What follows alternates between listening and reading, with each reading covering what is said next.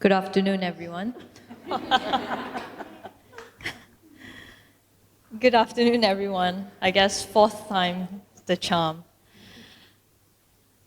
Thank you all for gathering here today. Before I begin, I would like to begin with the Acknowledgement of Country.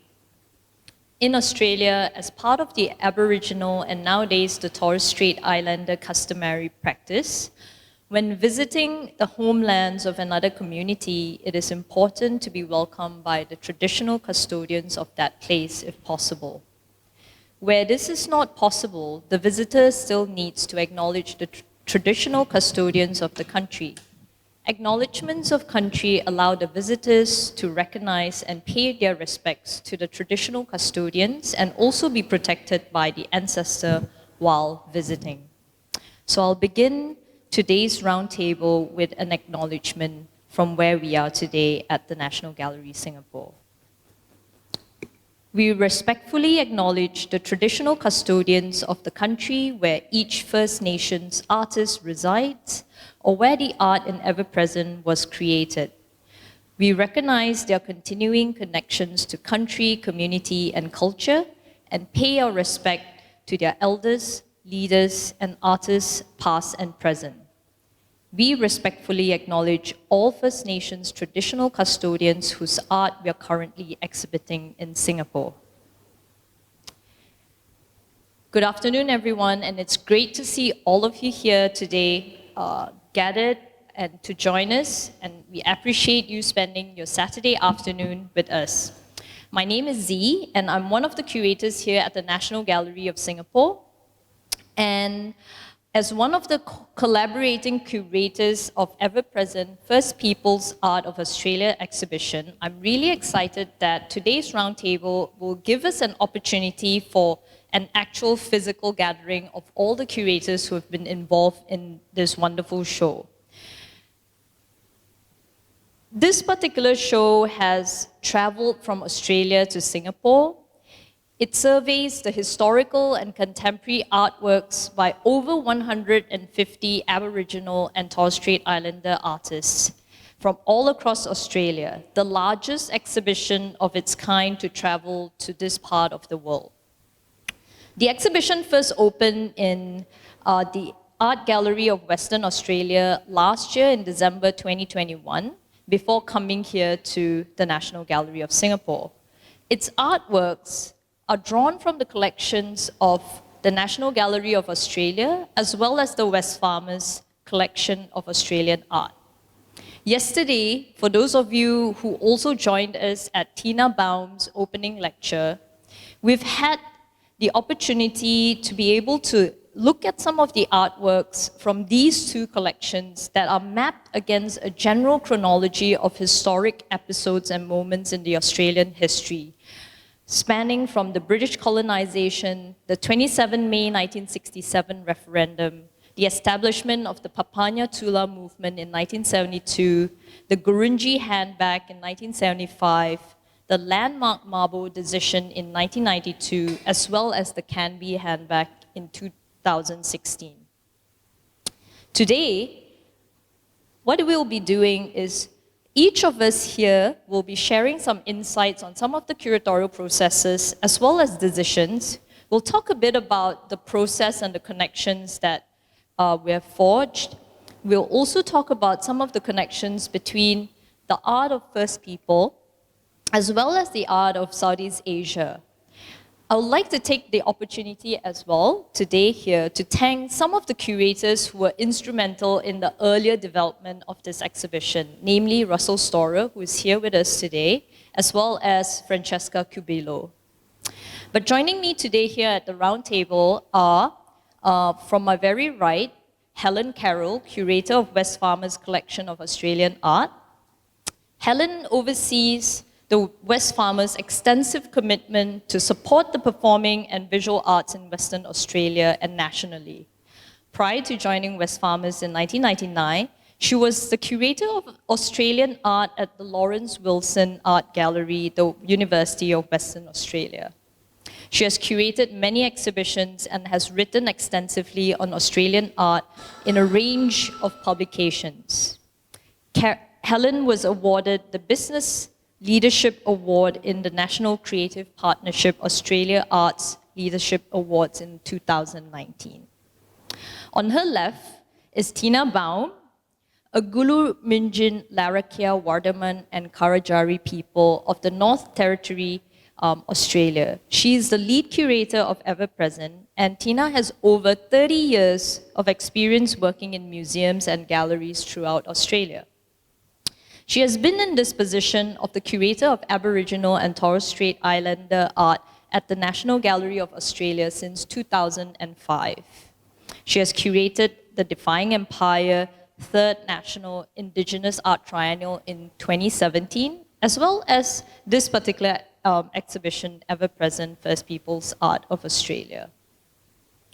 Tina is also a recipient of the Australia Council for the Arts Leadership Program between 2020 and also 2022, as well as an alumnus of the British Council Accelerate Program to the UK in 2009. To my right is Dr. Phoebe Scott, a curator at the National Gallery, Singapore, a close colleague of mine. Phoebe has been a curator here since 2012, about 10 years ago. She is the... No, it's not that I've forgotten what you have done. She has been the co-curator of the inaugural exhibition at the UOB Southeast Asia Gallery, Between Declarations and Dream, Art of Southeast Asia since 19th century, and also Reframing Modernism, Painting from Europe, Southeast Asia, and Beyond. Prior to joining the gallery, Phoebe completed her PhD in art history in the University of Sydney, focusing on modern Vietnamese art. Let's give a round of applause to all the curators who are here. And over the next hour or so, each of us will be giving a very short context and presentation from our own individual perspective about the exhibition.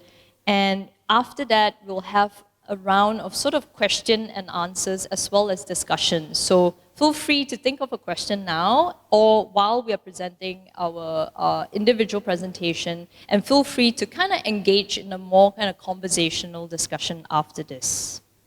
So without further ado, I'd like to invite Tina to kick off the discussion today.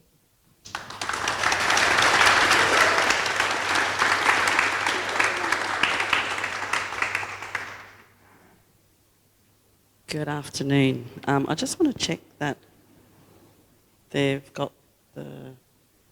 I'll just check. I think this is the other... Oh no, this is it, so thank you. Good afternoon. Gulinyua Bachiwa, which is good afternoon in my language, Larrakia language from Garamilla in Darwin. I suppose my association with this exhibition came in only last year, so I've only come on board after everybody's been working on the show for quite a while, actually. And hang on, is that working? Oh, go back there. Francesca Cabillo, the former senior curator of Aboriginal and Torres Strait Islander art at the National Gallery of Australia, had been working extensively with the staff at the National Gallery of Singapore on this show, and she's since left the gallery. And I had the pleasure of then, coming on board, early last year. And so coming on board and hearing about the wonderful work that's already been done, I thought, well, I've added a little bit of Tina to the exhibition, I suppose you could say, and just adjusted it somewhat to the show that you will see here in Singapore. So that initial, concept and development, there was some, shuffling of works and things like that, and, then working with my colleagues at the gallery, preparing things and, looking at the works and working closely with the curators here on that final selection. So today I'll be talking mostly about the Jonathan Jones Commission that was supported by Wesfarmers Arts, and the wonderful journey that I've had working with Jonathan on this particular commission. So a selection of artists were approached about a potential commission for this particular exhibition, and Jonathan's work was selected in the end. And so we've been in amongst all of COVID, working closely with Jonathan in the production of his installation. So, of course, this work features 9 large-scale grinding stones, which Jonathan sourced from Southeast Australia. And, of course, he has not only the physical works there, he has an accompanying audio that goes with the work. Is that working? Hang on, sorry. There you go. So visiting the various locations where he was producing the work, as well as preparing it for the final installation, can you see, sorry? The stones, as mentioned, are from throughout New South Wales and into Victoria because, of course, with Aboriginal communities and their language groups, their borders aren't confined by just the state, so they do flow over. So as a Wiradjuri and Kamilaroi artist, he was particularly focused on his communities, particularly the Wiradjuri community, and he worked very closely with the elders to produce the audio that you'll hear with the work. So eventually, once, dealing with stone, which was really interesting working with him on it, he developed this incredible installation, and we have a look at that. Just worked really closely on it. So, of course, with COVID, there were some difficulties, getting to the actual foundry to finish things and that. But Jonathan unfortunately couldn't make it with us today, and in Singapore. But he's been engaged with the whole way. So that's just a small element of it. So hopefully I'm not going to repeat what others are talking about. But as mentioned, the show and Jonathan's work was first shown at the Art Gallery of Western Australia when it opened in December last year. And I just thought it'd be great to show you it's a slightly smaller version of what we have here today, and a number of the works that were shown in Western Australia were just for that venue. And so we have some of the more larger, more important works here in Singapore. So just to give you a snippet, hopefully I don't run over time, of the showing. I don't know if people have seen the exhibition downstairs already, but in Western Australia it ran across 2 gallery spaces, and of course, and that's the beauty of when you show these exhibitions in new venues, you can really configure and work through the different sort of groupings of work. So in Western Australia, of course, we had 7 themes that all of the works worked across, whereas we have 6 themes here in Singapore. So, of course, this is an area that looks at ancestors and creators, and looking at that beginning and the start of where, as far as Aboriginal and Torres Strait Islander artists and communities are concerned, where it all started and began with the ancestors. We're looking at country and constellation as well, and how the ancestors created both those important parts of our community. We've also got, just incredible works that, most are, as we've seen, are now featured in the Singapore show. So I'll just show you a few snippets of this. And again, we've got the two artists from the exhibition, Tony Albert and Julie Goff, that are here in Singapore with us at the moment. So, wonderful. You'll be able to hear from them tomorrow at their artist talks. So, Western Australia was a fantastic opportunity to be able to show, a smaller survey of this show to Australia before heading over here. Is that it? So again, just to give you some ideas. And at the end of my talk, if it's okay, with Jonathan's work, a really important element to it is not only the physical stones, the audio, the accompanying audio of language being sung, sounds of the grindstones, etc. Wherever the work goes and when it's first shown, it's actually activated, so it's enlivened in space. So having performance associated with it is an important component. And of course, when wherever we can, we get the physical dancers to actually come and activate the work. But of course, we haven't been able to get them here this time. So we have a short video of the activation, the performance that would have been done at the activation here if it was possible. So if we can play that.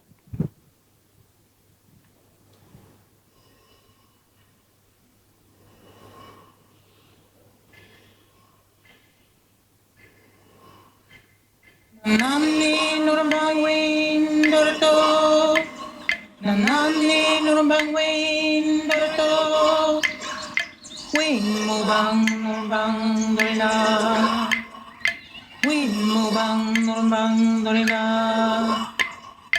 nurumbang dore nuwanda kopana, nurumbang dore nuwanda kopana. Tandore win gamarko, murum ginapo, numbang indi win go, murum gina.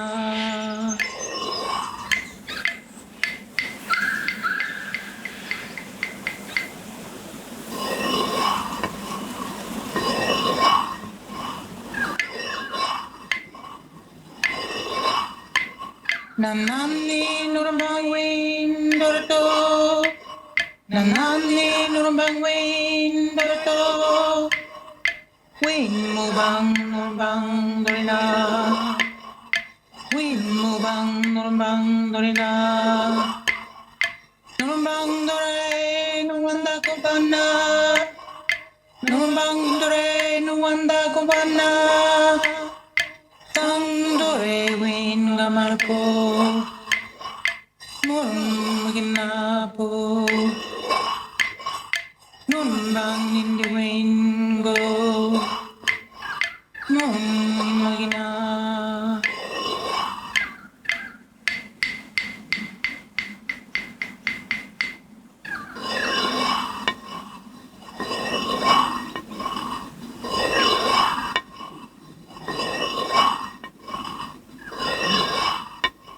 So those two young ladies are Wiradjuri from the Wiradjuri community, and their mother is featured in the audio.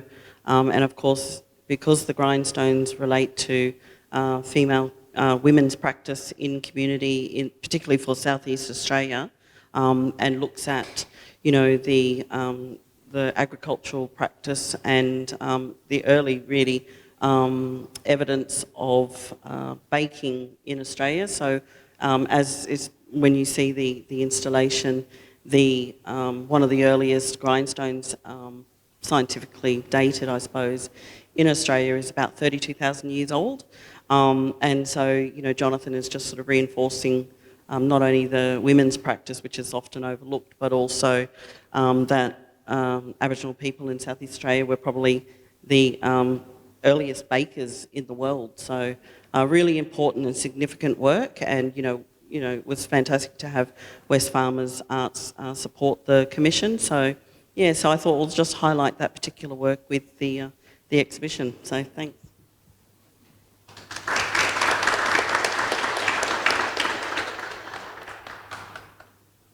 Thank you, Tina. Yep. Next, perhaps we'll invite Helen Carroll to speak a bit more about the Wesfarmers collection of Australian art in this exhibition. Maybe pick out some of your favorites, but also just to discuss, like, you know, what are some of your thoughts in bringing together this amazing collection of works to this particular exhibition? Thanks, Zee, and thanks, Tina. And can I just say, I extend my acknowledgement to all of the First Nations artists and their communities whose beautiful work and important and timeless work is on display in these galleries. And can I also extend my sincere respect and appreciation to the Singaporean community that has welcomed this exhibition and all of us so beautifully and with such hospitality. So it really is a moment of great pride, I think, I have in being here and sharing aspects of our collection with everybody in the Singapore. I probably will just start by saying Wesfarmers has a wonderful major art collection. We have a long-standing relationship with the National Gallery in support of Indigenous art, which started with our beautiful collaboration that continues today, and that's the Wesfarmers Indigenous Arts Leadership Program, which was established really through a very early conversation in about 2008 between Brenda Croft, the artist and curator Brenda Croft, and myself. When I asked Brenda what she felt when she was going into Tina's role, actually, at NGA at the time as the curator there, what was one of the biggest challenges facing the development of the Indigenous curatorial sector in Australia. And she said, skilling people up into getting into leadership roles within museums and institutions so that it's an even playing field on who gets to represent in First Nations work and First Nations perspectives. So that's the genesis of our relationship, and it's grown and become much more than that. But I thought what might be useful is just a little bit of an overview of our collection, of which First Nations work represents, well, more than a third of the collection now, and we've been doing a considerable build-up of that over the last 10 to 15 years or so. But some of the earliest works in the collection were actually Papunya works that were acquired back in the late 1970s. So I'm no good at doing this and talking at the same time, but I wanted to just give you a bit of an overview about what we collect, how we use it in our building and with our staff, and how really we see the collection as being a conduit for talking about big issues in society, about inspiring people with the importance of culture and intellectual imagination and development, and valuing Australia's artists, valuing Australia's First Nations artists, of course. But we live every day with the artwork all around us as a company. So no matter what level of seniority or however junior you are in the company, from the people that work in the mail room sorting the mail or in the security areas, right up to the chairman of the board, we have beautiful works of Australian art. Sorry, as you can, not doing this, managing this process very well. All around us, everywhere, in every office, in every space. And it's made a huge difference to the lives of our employees and team members. We have, so I'm just going to rush through these slides. We have community groups coming in frequently to see the collection. Oh yeah, thanks. That's so brilliant. Thank you. You can race right through it. Yeah, thank you. The collection really is very much a big part of the life of the company.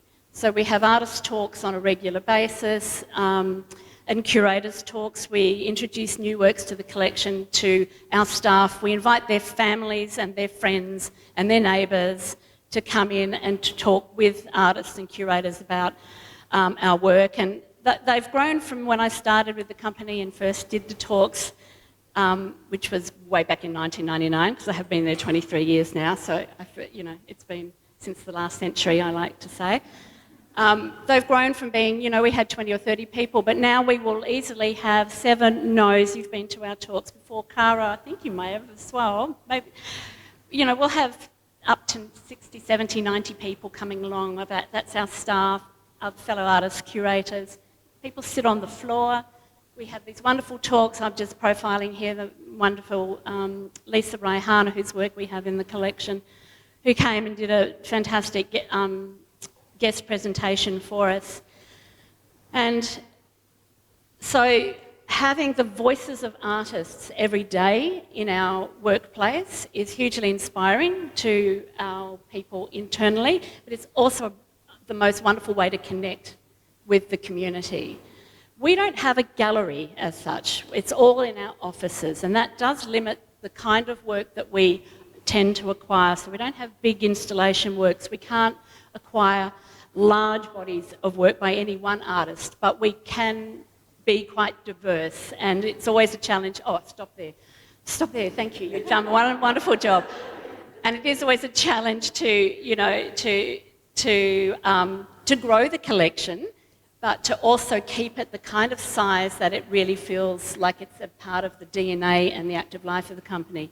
Something that is not always, which is quite, I think, rare with a major corporate collection or major, you know, private collections, is that we have no storage for the collection. Our policy has always been to have all works out at all times so that they're being enjoyed first and foremost. And we know that's what artists want. We know that's what communities want. So I'm always, you know, have these wonderful opportunities to reach out to partners, to have the work in the collection out there where people can enjoy it. And I think that's a beautiful policy because it keeps it first and foremost in our minds that art is about sharing and it is about connection, and we don't want to have works that spend most of their life in storage and only come out once in a while. So it is limited by that, but that's also a joy as well. In recent years, we started to do some commissions, and when I was putting these slides together and looking back through projects that we have done over the years, I realised that all our commissions have been with First Nations artists. So starting with this very early one with Rico Reni's project, which was a lovely little entry into the world of temporary commissioning that we did in our headquarters. We actually had 9 of these fabulous 5-metre high big kangaroos that Rico put all through our spaces on our ground floor building, and they appeared overnight. So all the people in the building coming through the next morning were completely blown away by, you know, the graphic force of these works, but with delight and joy. And it was a project that was really supposed to be up for about 3 months, but the whole building community, which was more than Wesfarmers, lots of, you know, many other businesses as well, loved it so much that we ended up keeping the project there for 2 years. So virtually until the vinyl just started to peel off the wall, and then it was a bit compromised for the artists. So, so that was the first project we did. But I think it's really great to talk a little bit about this because commissioning work, and if you would do me the honour, has been a really fantastic journey for us to learn more about the ways in which First Nations communities and artists and artist collectives work, what they would like to be able to do more widely in terms of the development of art forms. And I thought it'd be nice to talk about the BOABs because you have them here on display in this exhibition. And this was a beautiful project that we did to mark Wesfarmers' centenary in 2014. And I actually worked on this with my wonderful colleague Seva Frankos, who's here with us now. And we had a discussion. I said, I really want to do something that is celebratory, that is a lasting legacy to mark 100 years of our company in Australia, but that is uniquely Australian and that was going to be something that actually gave back to the community, that embraced the community and really showcased just how important arts and culture is to the DNA of Wesfarmers. You can, if you want to scroll through, I've got some lovely, just scroll at whatever pace you're interested in, really, for these. And do give me the wind up when I'm going too long, because I do tend to rabbit on. But we worked with this, with Warringah Arts up in Kununurra on this wonderful project, and we'd been collecting work by major artists of Warringah for a number of years. Some of those works by Alan Griffiths is in the exhibition here. And so this is a boab tree. So do you have boabs trees in Singapore? Or baobab tree? In the Botanic Gardens, yeah. Yeah.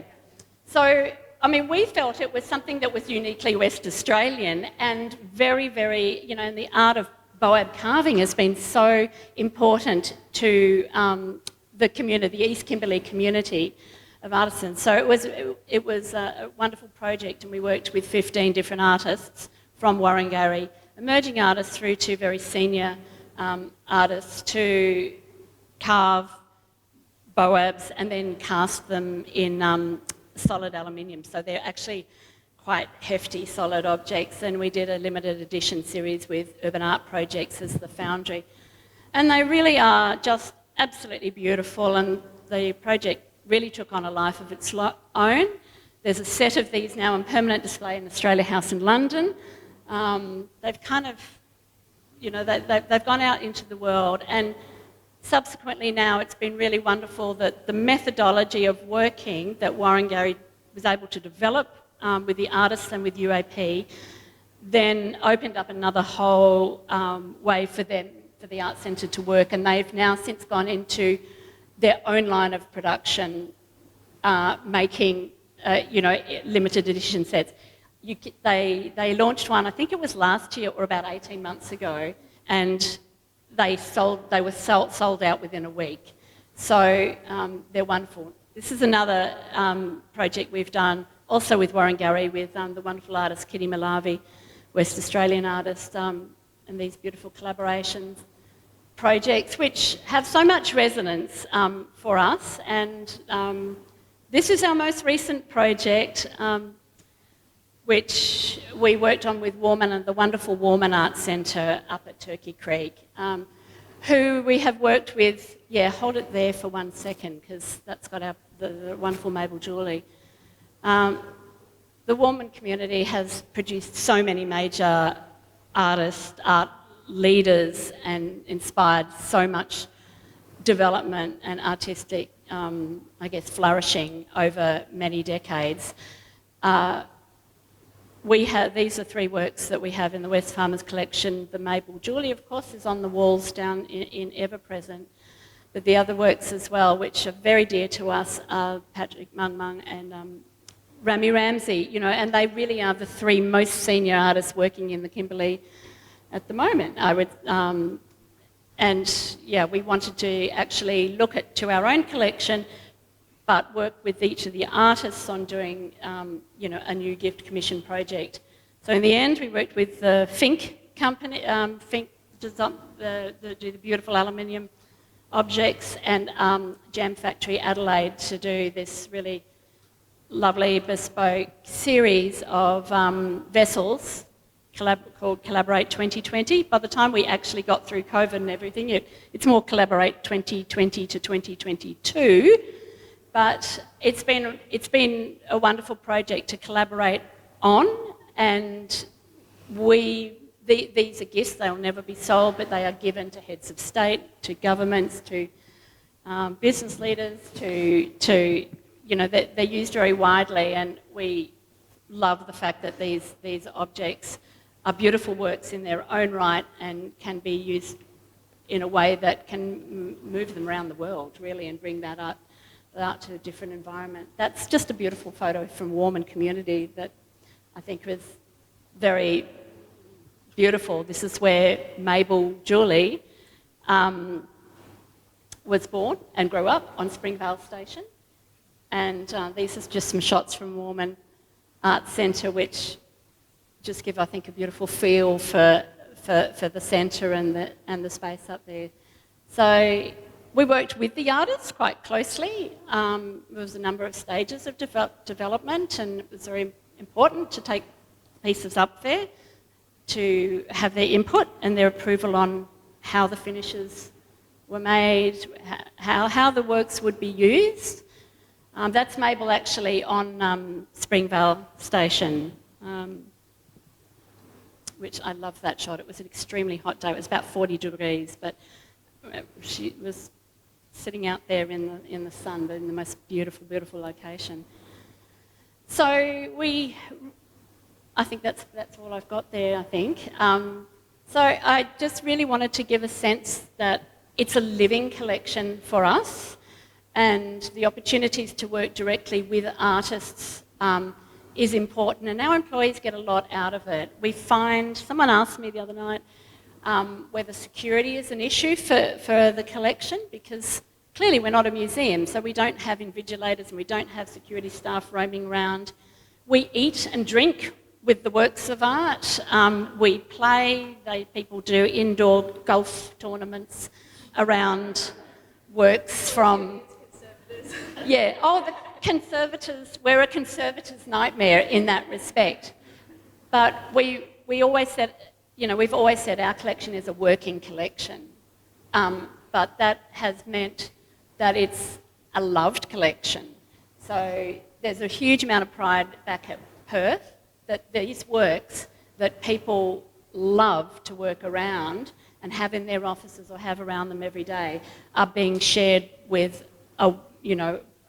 potentially a global audience. So, and I've found that just people's journey into wanting to know more about artists and being comfortable about art, around art and culture, has grown so much by having the collection, around us all the time, by celebrating it, by bringing artists in to Wesfarmers, and by doing exhibitions like this, which is the real reason we wanted to do this exhibition and do an exhibition that of this scale and I suppose ambition in a sense was, I'm acutely aware that we're the repository of so much incredible national cultural heritage in Wesfarmers. We cannot keep it behind the boardroom door.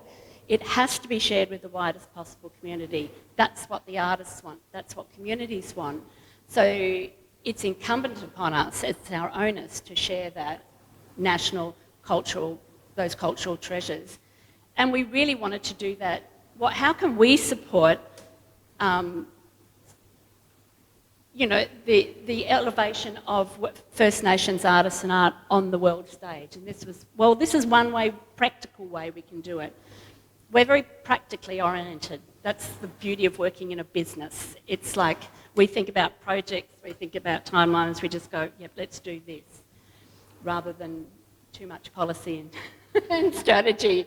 So it's really lovely for me to be in with curators that think very deeply too about the broader issues of why art is made.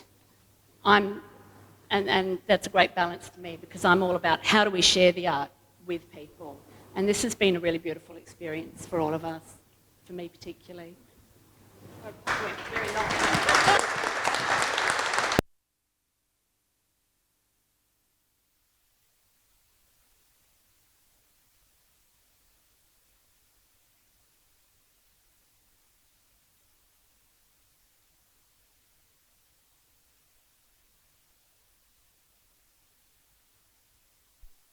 To sort of just encountering them in a very specific, space, like an exhibition gallery for a very specific duration, where perhaps over here that is that time or that opportunity that we have. Thank you, Tina and Helen, for sort of sharing where some of these works came from and the sort of active engagement with the community. I'm now going to invite Phoebe to share a bit perhaps of receiving these works, thinking about this collection and what are its connection with this region. Yeah, and it's a great segue from Helen. So practical. I'm here to represent the impractical, the curatorial side, the side that overthinks it, the side that takes forever. No, just kidding. Okay, so I suppose, years ago we received this proposal for the ever-present exhibition, from National Gallery of Australia. And of course, at National Gallery Singapore, whenever an exhibition proposal comes in, we really have to task ourselves with thinking about why this should be presented here, not just in Singapore, but also in National Gallery specifically, what it speaks to about what we're trying to do. And for me, the connection to our aspirations was immediate and profound. So I've put our vision and mission here because I think once you read that, you can see, why it was so important, I felt, to stage this exhibition. So our vision, part of our vision, is to be a progressive art museum that fosters and inspires a thoughtful, creative and inclusive society. Well, if you've been through the show, I think you'll know that so many of the works by Aboriginal and Torres Strait Islander artists in this exhibition are powerful statements of resistance, are demands to be heard, demands for histories that have been traumatic and difficult to be acknowledged, and powerful forces for social justice. So to me, that was profoundly there in the exhibition. And the second part, we have a mission to create dialogues between the art of Singapore, Southeast Asia and the world through collaborative research, education and exhibitions. And I'm sure over the years, you've seen many of the exhibitions that we've done of that nature. So, I worked on Reframing Modernism, which was a collaboration with the Centre Pompidou, about kind of putting our own perspective on the story of modernism as it's told, from a collection in Paris. And Z similarly worked on the project on minimalism, kind of putting our spin on the art historical stories that come from Europe and America. But I think if we're going to take this mission seriously, and especially take its decolonizing implications seriously, we also have to look at connecting our narratives to other parts of the world as well, and to not always be kind of looking back at the histories of Europe and America as a point of reference for what we're doing. So to me, this exhibition also spoke to that reality, that kind of necessity very powerfully as well. The Aboriginal and Torres Strait Islander art that's presented in the exhibition also has the capacity, I feel, to make us rethink some of the paradigms that we habitually use in doing art history, including ones that we still use here to do with the idea about modernity, about what contemporaneity is, what the tradition is, what our relationship is to the past. So in these kind of very profound ways, I thought the exhibition was a very important show to do here. And then as we began to work on it, we were trying to think of other ways that we could make connections and make it a really meaningful exhibition for the kind of broader Singaporean and Southeast Asian audience that we have here. And we kind of thought through various different things, and it was quite a difficult process of thinking, because we also had to acknowledge that the way that Aboriginal and Torres Strait Islander art has developed, even the kind of paradigms of First Peoples, First Nations, indigeneity, they've developed out of the specific context of Australia and Australia's history. And we didn't want to take a position on the show that implied that Singapore experience or Southeast Asian experience was necessarily the same. We didn't want to make some kind of prescriptive statement about how those things might relate.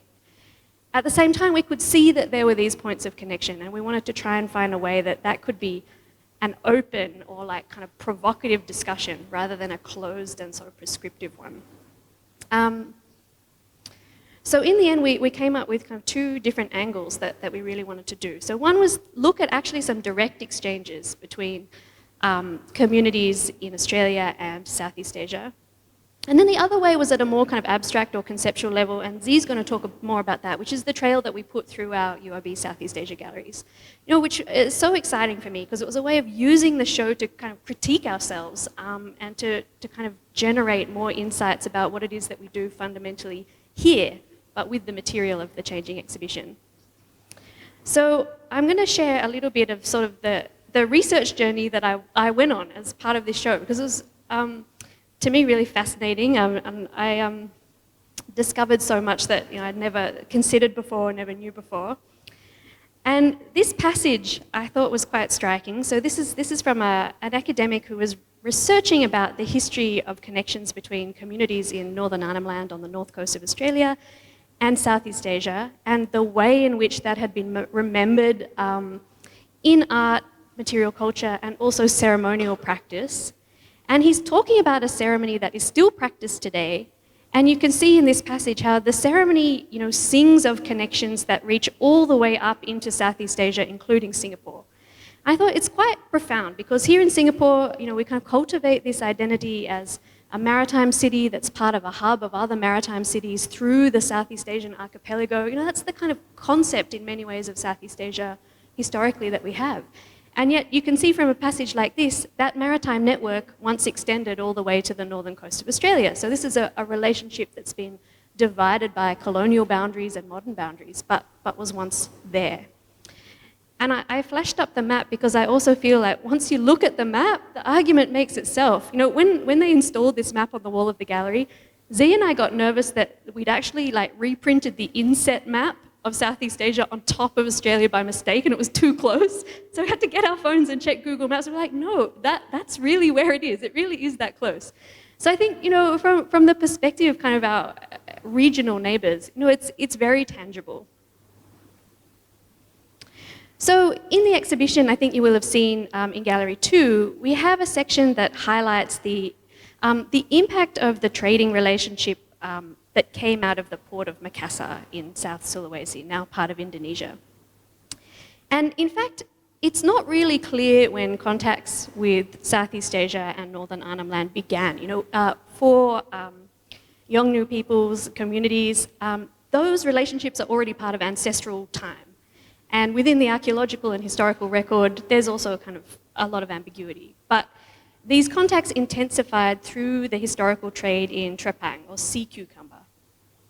So from the early 18th century, multi-ethnic crews from Makassar, they weren't all Makassaris in fact, and like many of the seafaring peoples of Southeast Asia would be part of these crews, would depart for the shores of Northern Arnhem Land in order to try to gather the trepang. And because it takes time to process the trepang, and because it was necessary to wait for the winds to change to travel back, they would actually spend several months of each year living with these communities side by side, and the result was a kind of extraordinary exchange in language, material culture, ceremony, art. So the colonial period severed this relationship. In 1906, 1907 in Australia, this was outlawed. The trade itself was outlawed. But within the art that we can see on display in the gallery, the connection remains. You know, it's still remembered. So this is a bark painting about the arrival of the Macassan prau and curing the trepang that's made in the 1970s. So from a community that's still remembering and honouring that relationship. And when Tina joined the show, she also pointed out that buffalo imagery is also quite common in this northern part of Australia, even though the buffalo is non-native to that area. So in fact, it's also evidence of this relationship of cultural exchange with Southeast Asia. Oh my God, what just happened? Oh, here we go, okay.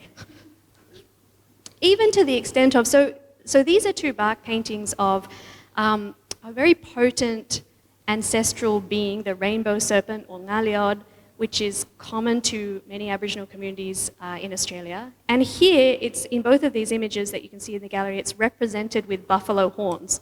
So again, part of this buffalo imagery that we can connect to the exchange with Southeast Asia. And in fact, the curator James Bennett has pointed out that in this part of Australia, the form of the rainbow serpent actually looks a lot like certain representations of the Southeast Asian naga, especially from the kind of southern parts of the Southeast Asian archipelago. So also really kind of interesting to speculate about that.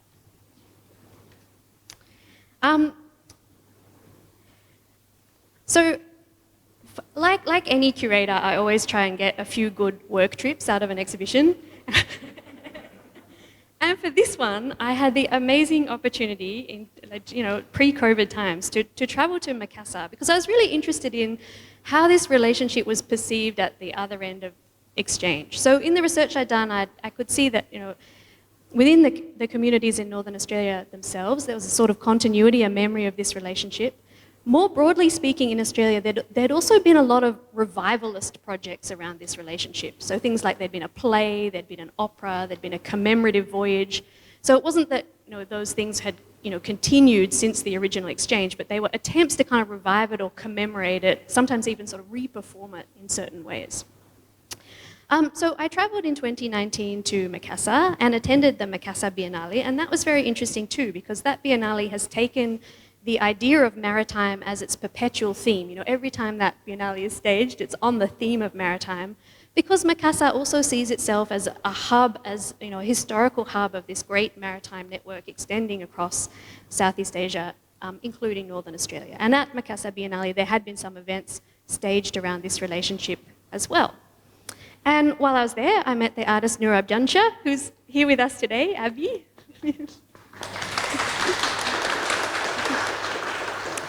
And he'd been part of an exchange project which was actually run by University of Melbourne Rumata Art Space in Makassar and the Buku Larange Mulka Centre in Yirkala. And in this exchange, 3 artists from Makassar and 3 artists from Yirkala had spent time in one another's homelands and kind of learnt from each other. And Abi had made this wonderful work called The Lost Makassan, where it was a participatory project where he and a group of other artists had reconstructed a pariwakan craft. So this was the kind of craft that would once have made the journey from Makassar to Northern Australia. And they'd done so using the kind of wrecked wood from a boat skeleton found in the town of Galesong, which was once a stop on this trading journey. And also, I found out from Abi, the site of where a diasporic community of Aboriginal people from Northern Australia also lived. So I thought it was, such a profound and beautiful work, and Abi, in the show we have the video documentation of the work. Abi, I believe, still has the boat, right? So I wish we could have brought the whole boat, but we just have the video. And it was a really interesting way, and interesting to see that this kind of revivalist tendency was also happening in Makassar. So that's one of the things that we brought out in the show. And then the next cluster that sort of really relates to this was the practice in a number of Aboriginal communities of batik. And I just want to be clear that batik was not related to the Makassan trade. This is a separate and much later exchange. But it was very interesting to find out more about why it was that batik became popular in certain communities fairly recently. So this is a practice that began in the 1970s, and it grew out of a sort of policy cultural movement to try to encourage certain remote communities, and especially women in remote communities, to make crafts for sale, to become financially self-sustaining. So a number of different crafts were trialled at various communities. But because it was the 70s, everybody was a bit, hippie. They tried batik. They also did a bit of tie-dye, I heard. So this didn't originally come from Indonesia. But interestingly, exchanges with Indonesia followed quite quickly. So even from about 1975, 1983, artists from these communities travelled directly to Indonesia to learn batik. So I think initially this was a more kind of short-term exchange on a technical basis. And some of the technical aspects of batik are familiar from Southeast Asia. So these communities also make use of the chanting, like the batik pen with a reservoir of wax to draw the fine line. Sometimes they also make use of the chap, the batik stamp, and they also use the brush. But of course, material conditions are quite different as well, and that also has an impact in how the batik looks and how it's presented. And on one of my other work trips that I managed to wrangle for this exhibition, I went to, it sounds really self-indulgent, it was pre-COVID, we could travel more, but I went to a really interesting archive at the Australian Institute of Aboriginal and Torres Strait Islander Studies, where they had images of batik practice in the 70s and 80s in these communities, and you could see people sitting outside with the pans of wax, working quite communally with the batik held on their laps, and I guess having to work quite fast in those conditions as well. But you can see from the group of works in the exhibition, these are works from 3 different communities, Pukaja Annabella, Tiwi community, and Yurapuncha Utopia. And each one has a slightly different aesthetic because the batik has been used to kind of capture the iconography, the meaningful marks, the practice in those places as well. Oh yeah, so I just love this description. This is from the curator Judith Ryan, who has done a lot of work on Aboriginal batik. But she's describing how batik is made at Yurapuncha Utopia, and says, the wax may spill or flow irregularly from the chanting, clog up with red dust because it's being painted outside, smudge, blot or crack, and some of these accidental effects give the Utopia batik a random flavour, a swelling and abating of line. And I think it's such a beautiful description because you can really see it powerfully in the batiks on display. And especially this work at the end of the cluster, which is by the magnificent and Matia artist Emily Kamengware, who was later very famous for her acrylic painting, but in fact, had started earlier in painting in batik. And from the 1990s, I found out that there was a studio in Yogyakarta, the Brahma Tirta Stari Studio, which had actually developed long-term collaborative relationships with 2 Aboriginal communities in particular, Pukaja Annabella and Yurapuncha Utopia. And so I went to see them. It was the same trip. You know, it sounds bad, but this was the same trip as Makassar. I went to see them in Yogyakarta, and they talked about, you know, how this relationship had come about, and it was really, I think, also quite profound. So they have a practice in handmade batik, and they investigate and research the Javanese batik tradition, and particularly aspects of the spiritual significance of the iconography, which they redeploy and reinterpret. But when visiting these communities, they actually went to some of these communities in Australia. They were taken out into country and looked at sacred sites, and they worked with the communities to develop chap stamps based on the sacred iconography together. So for Brahma Tirthasari Studio, they typically use a lot of layering with the chap stamp. And so you can actually see that National Gallery of Australia has some of the collaborative works that were produced in their collection. So these two works, Kahaya Light and Tribuwana, which is referring to the cosmology of the three worlds in the Southeast Asian cosmology. These are the two collaborative works. So on the outside, you can see the kind of loose, untrammeled painting style of the batik artists from Europuncha Utopia community. And then in the center, it has this sort of beautiful palimpsest of layers that's created by the chap stamp of the batik. So these were the two avenues that we pursued in the exhibition, and we thought that they were kind of quite lovely ways of generating a discussion about this historical connection, seeing ways in which it kind of continues to be made and continues to be asserted, and I thought, you know, it really helped to sort of situate the exhibition where we are.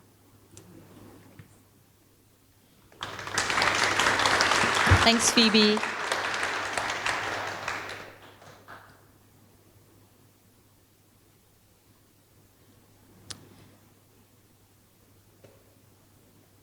Thanks, Phoebe, for sharing about the sort of like deep interconnections between Southeast Asia as well as the First Peoples of Australia that sort of extend beyond just artistic exchange, but also long kind of trading history.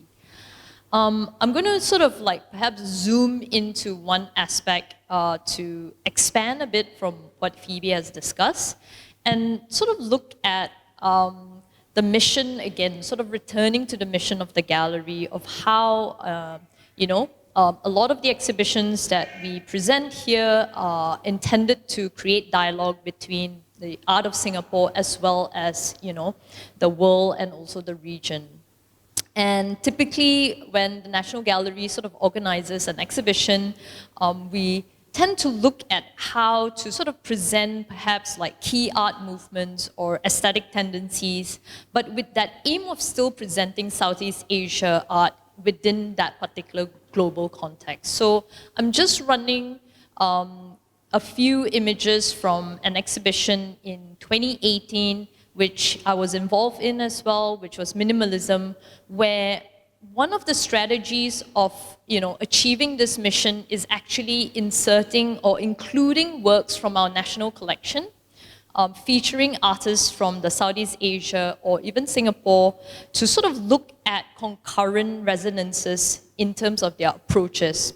So in minimalism, we saw the inclusion of Singapore artist Tang Dawu's work in Sembawang and also Thomson Road within the exhibition of minimalism, kind of like just juxtaposing his works next to Richard Long's sort of land art.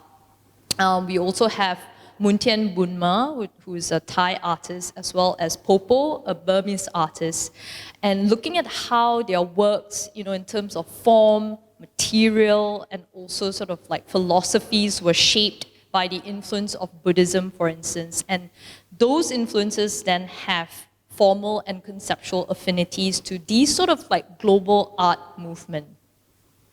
But in Ever Present, one of the things that really struck both Phoebe and I was the fact that, here are two parallel histories of very adjacent geographies. And instead of just sort of putting works from our national collection within the key or main exhibition in Singtel Galleries 1, 2, and 3, we decided that we would agitate perhaps the collection that we have on display in our UOB Southeast Asian galleries. So what would happen if we were to include works that are from the Wesfarmers collection of Australian art as well as the National Gallery of Australia within our own galleries? And so in this particular exhibition, we are really happy to say that for the first time in our sort of changing exhibition, the curatorial strategy has, instead of including works in the main sort of like changing shows, we are taking 5 works by Aboriginal artists and using them as ways of provoking reflection and question. So this trail extends across 2 levels, within level 3 and level 5 of the former Supreme Court wing. There are 5 works by Aboriginal artists, Tracy Moffat, Christopher Peace, Mervyn Bishop, Nonginga Marawili, and Fiona Foley. But what we have decided to do is that each of these works, even though they are by contemporary artists, well, most of them actually contemporary artists who are still alive, was that we would punctuate them within the chronology of the UOB Southeast Asia Gallery, which of course begins, its narrative from the 19th century. And by doing so, we then raise questions with each of this work to prompt our visitors to then have a broader reflection about this particular research. So this is kind of extending what Phoebe was saying earlier. Taking this opportunity, rare and risky as it may be, to sort of critique our own research, or at least have that self-reflexivity about the scholarship that is ongoing at the gallery. So these 5 questions really frame this particular trail. What assumptions do we bring to our encounters about people of other races? What lies behind the image of the picturesque landscape? Can the modern nation overcome the injustices of colonization? What makes an artwork contemporary? And how can problematic history be addressed in contemporary art? If you have been to or visited the UOB Southeast Asia galleries, you would realize that the major thematic kind of like approaches in the curatorial framework comes from really, or are scaffolded on the discussion of, the history of colonialism, as well as, the kind of key nation-state construct. If you look at the theme from the gallery 1 itself, authority and anxiety, looks at that first contact or the early colonialism in the region.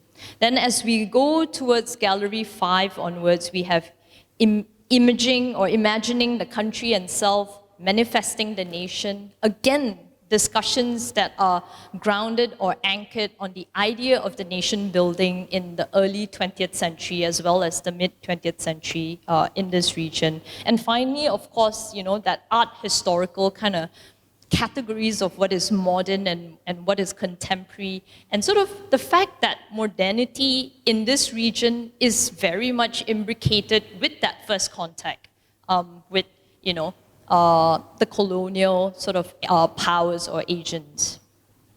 So in doing so, I suppose the challenge for ourselves is also to ask, are the very narratives that we have built within the collection display in UOB Southeast Asia Gallery still relevant? Are there sort of like gray areas that we can enter? What are the new scholarships that could arise? And what are these new ways that could also prompt us to rethink about some of the work that we do here? So I'm just going to briefly run through the 5 works that are featured in the trail through kind of 3 broad thematic questions. So the first is obviously the issue of the politics of representation. And in the politics of representation, it addresses the kind of problematics of, what is this representation and how is Southeast Asia represented? By whom and for whom? And this question began, as early as the 19th century. And so how do, sort of like the circulation of technology, the circulation of image has been producing that particular representation? And so in this gallery where we really see mainly objects and images and representation of this region in that particular period, we decided to sort of embed Tracy Moffat's other as a way of sort of suggesting that those questions are still relevant even in contemporary mainstream culture. Just the idea of Tracy Moffat being able to, make a work that is 6 minutes of consolidation of all the representation of the encounter between the, the white gaze as well as an other, and typically the other is often exoticized, suggests that even today, we still have not resolved this particular challenge and that stereotype. At the same time, if you walk up to level 5, that politics of representation is now being questioned and turned around by contemporary artists. So if you walk towards Gallery 14, we have these 2 very powerful black and white prints by Fiona Foley, a Bajala artist, as well as Yi Ilan, who is an artist from Sabah, Malaysia. And the question that is asked is, of course, how can problematic histories be resolved or addressed by contemporary art?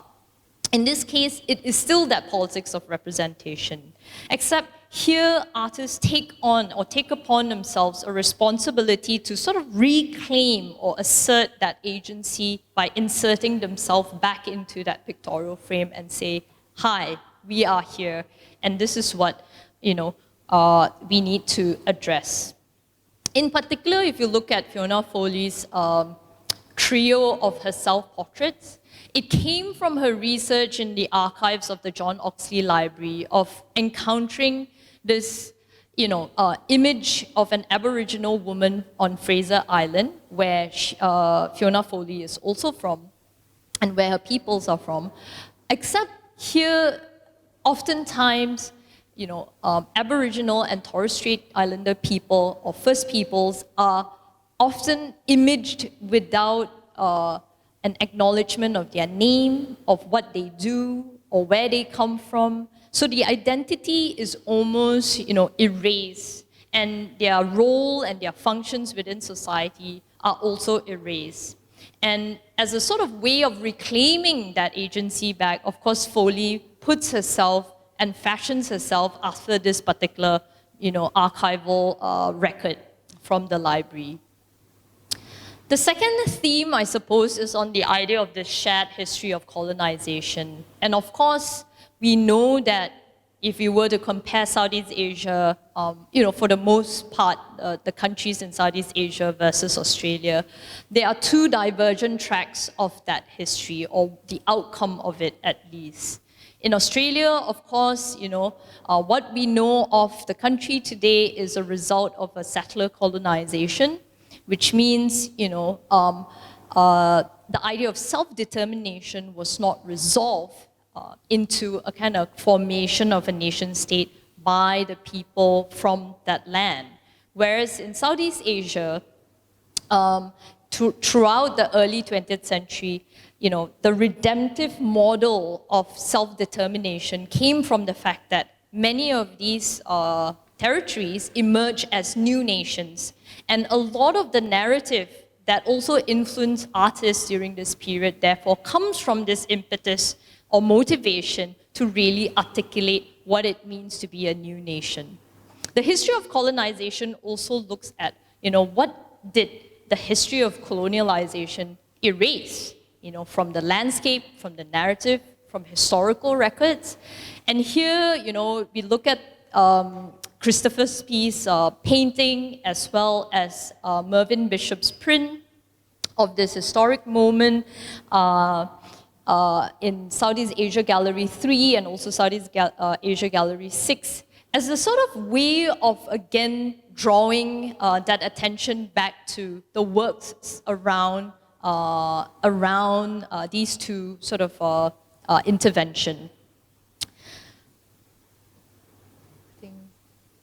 I'll just kind of skip to the last one because we're running out of time.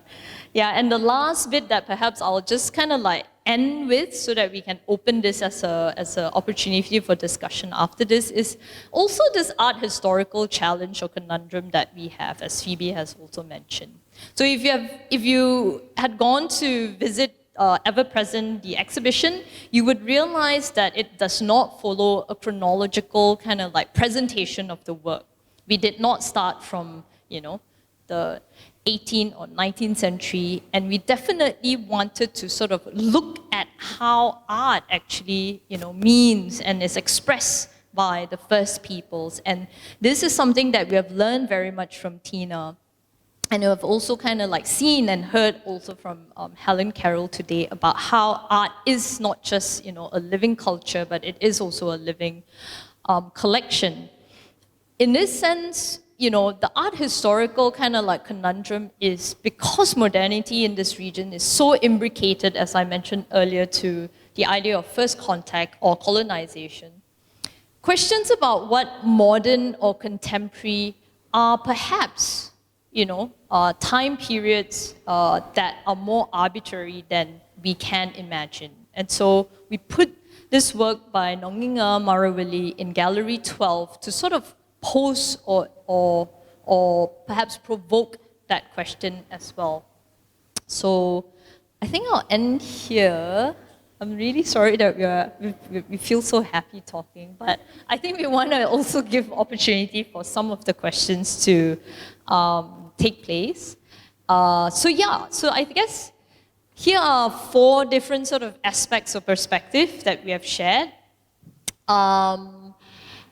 I have some questions, but I feel like I've been talking a lot. So perhaps if I could just, survey the room and see if there are any questions, and if we have, we'll begin with some questions from the audiences as well. So, yeah.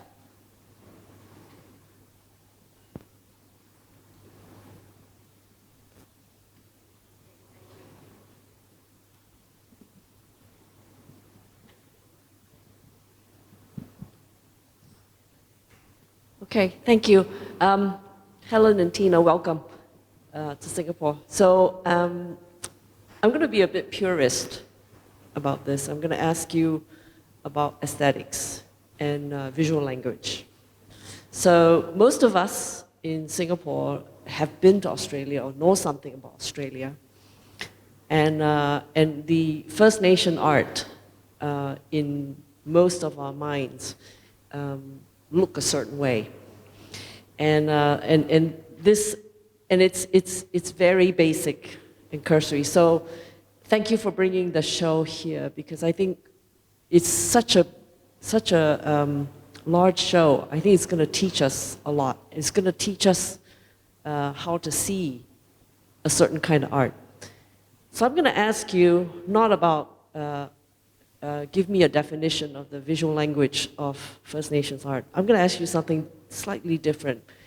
And that is whether or not there are languages that you see among the different kinds of nations, countries, and all that. So when I was in Australia, I didn't want to spend $60 to buy this gigantic map that says Australia is 465 countries.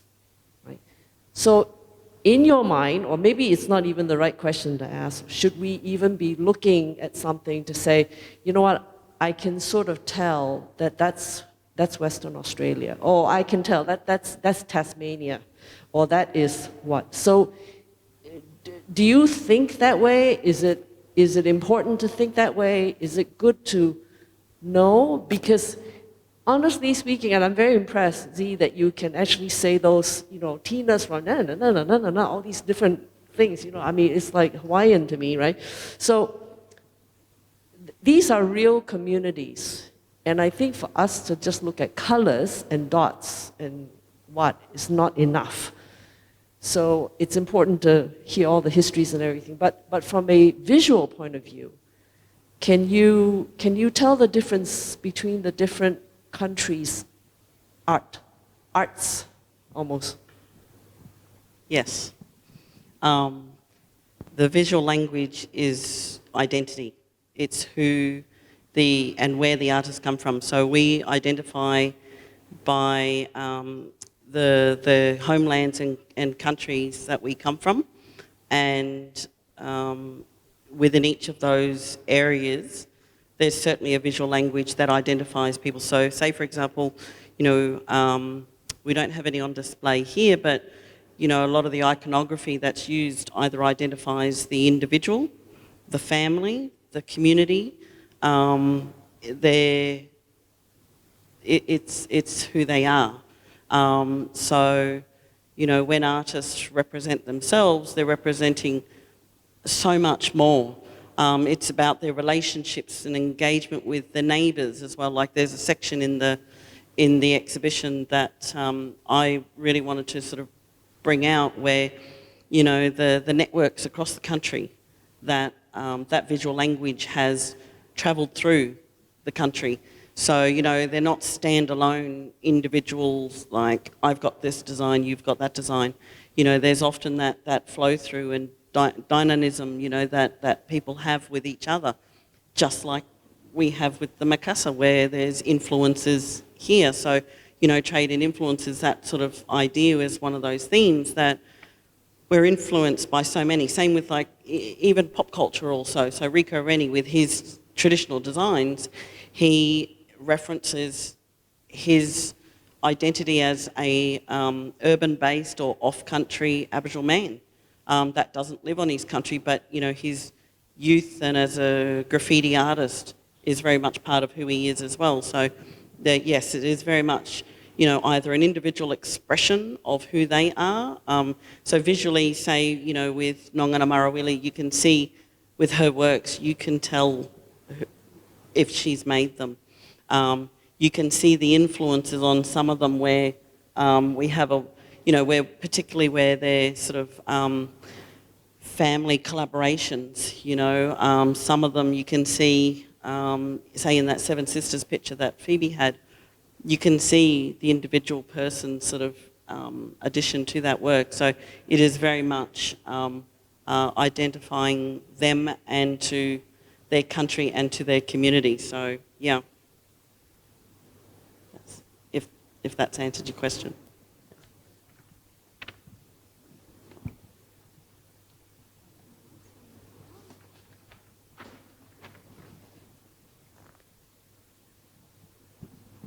Hi, thank you very much for the presentation. I have one question on themes, and as an outsider, it seems what binds a lot of the First Nations is the crimes that were committed against them, and as an outsider, I'm curious because of the magnitude of those crimes. It seems almost impossible to forge an identity beyond that experience. So I'm curious if you look across the artists and across the communities, if you're seeing that evolution in thematics, if you see, and if that evolution differs from community to community, and also if you're seeing an evolution in the artists themselves, in how they're dealing with their trauma and how their art progresses or has progressed over time. Thank you.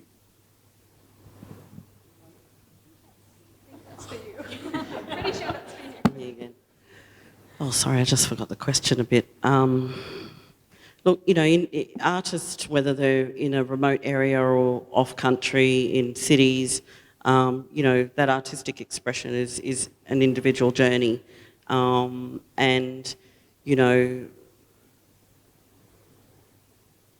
Experiences with colonisation, whether it's traumatic, whether it's joy, because, we wanted to get a sense of, not only the artist's presence within the exhibition, but, of the stories that it's either of, about them or about their family or communities, whether it's from family that have already passed or of, experiences that, of community members today.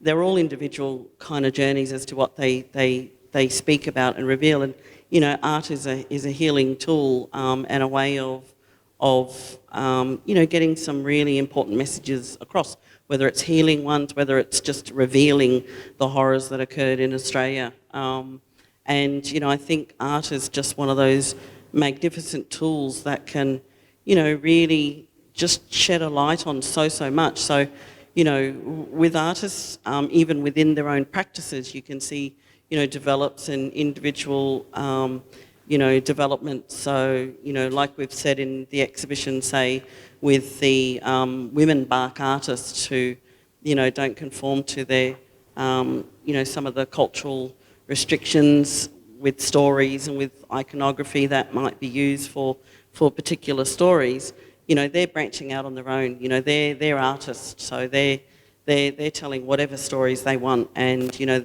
artists should never be, you know, prescribed that, oh, well, you're from this community, so you can only talk about this. It's very much an individual journey, and that's, excuse me, what you know, we're hoping that comes across in the exhibition, that, you know, there is such an incredible depth, you know, incredible layers within. There's so much more to Aboriginal and Torres Strait Islander artists, not just culturally, not just artistically. It's such, you know, individuals have such rich practices. Yes, some might stick to particular stories and iconography, and that's just what they choose to do. And others have so much more to tell through their work. So, yeah, they're really, you know, when you look at, and this is just yes, we've got over 150 artists in here, and, you know, if you pulled out each and every one of them and really interrogated their practices, you'll see, you know, that evolution from, you know, from the beginnings to now, and just some, you know, deviations or, you know, just different channels that they might go on and investigate stories once they know, you know, a bit more about their histories or their community's histories, or even just about, you know, social and political issues that are affecting people today, like deaths in custody, you know, which affects so many Aboriginal communities today, and it's, you know, that's more a sort of a national issues, and even global ones actually, with climate change is a big one in there as well. So you know, that individual expression and journey, you know, all we can do is just celebrate and give them a platform to tell their stories and art more. Yeah. So I hope that helped. Maybe I could just add, you can see in the exhibition how art has been such a powerful tool for holding Australia accountable. I think you're asking in your question, you know, is it possible to get beyond that? But that process is not complete. You know, politically, socially, culturally, that's not complete. So I think the project of remembering Australia's history and addressing Australia's contemporary realities is of course going to be pressing for the artists, you know, in an ongoing way. It has to be. Hi, Ying, in your presentation at the end, you said something about the concept of other, and that it hadn't been resolved, and this idea of it being exotic. And I wanted to ask if you could expand on that, and what exactly did you feel had to be resolved? Does it need resolving as such? Because in my mind, you know, it's when something is exotic, it can also be quite a positive thing, right? It can draw people, especially in terms of art, beyond the aesthetic, to delve in more, to kind of like investigate and understand a culture particularly more, and then obviously to support the art that comes out of that. Yeah. Thanks for the question. Yeah, you're right that, you know, it is not resolved today. But by saying that, I don't mean that contemporary art, it is the sole responsibility, or that contemporary art can actually resolve that question. And I think that is also the impetus for a lot of artists like Fiona Foley or Ying, or actually quite a number of like artists who still want to question that politics of representation. And in each, perhaps, manner and approach of looking at that politics of representation a lot more critically, the artist sort of foregrounds a different way of seeing that perhaps was ignored, neglected, or even, you know, just rejected in history. So if you look at the work by Ilan from her Picturing Power series, which is actually also an addition in this exhibition. It was not previously, I mean, it's in the Singapore Art Museum collection, but we have sort of deliberately took it from our national collection to be in this direct conversation with Fiona Foley's Bachala series. And in Picturing Power, Ilan mines the kind of photographic archives that is found in the Tropen Museum. of subjects and people and scenes in Southeast Asia as well. And that way of perhaps re-rendering and rearranging the sort of elements from the photographs or the archival photographs that she encountered in this new kind of arrangement in that series of photographs also suggests that in her own satirical manner that there are some persistence of that stereotype in that looking as well. Not just by the colonists, but also by today, our very own people. And there are also aspects of that othering that is being committed by us in our own gaze. So, yeah, I don't think contemporary art can and will resolve, but the fact that it is not resolved perhaps is that open-ended area where it can be continued to be mined and it can be continued to be interrogated, yeah.